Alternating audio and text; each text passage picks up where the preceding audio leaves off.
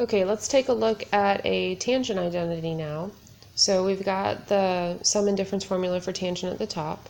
So notice that the sign on top is the same as what you start with. The sign on the bottom is reversed. Okay, and we use tangent A, tangent B.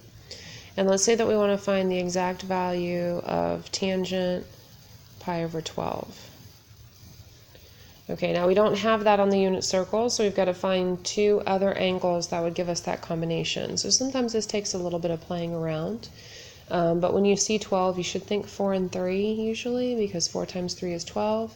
And then we see on top that 4 minus 3 would give us the 1 that we need on top. So let's try tangent of 4 pi over 12 minus 3 pi over 12. Okay, so tangent 4 pi over 12 minus 3 pi over 12. That would give us a difference of 1 pi on top and a common denominator of 12. And if we simplify that, we're going to have pi over 3 minus pi over 4. And those are values that we know. That's a minus, not a times. Okay, those are unit circle values that we know. So we can go ahead and put those into the formula. We're looking for tangent pi over 3 minus pi over 4. So putting that into the formula at the top, we're going to have tangent pi over 3 minus tangent pi over 4, because the top matches, all over 1 plus tangent pi over 3, tangent pi over 4.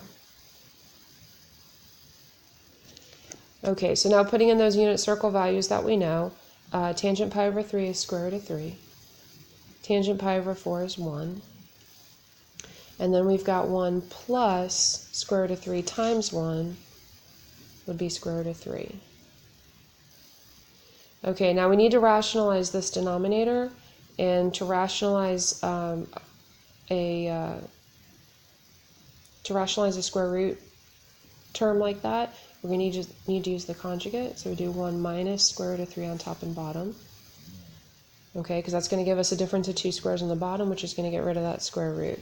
So on the top, we're going to need to FOIL that out. We're going to get square root of 3 minus, so square root of 3 times 1, minus square root of 3 times square root of 3 is 3, minus 1 times 1 is 1, plus, okay, negative 1 times negative square root of 3 would give us plus square root of 3. So that's FOILing that out.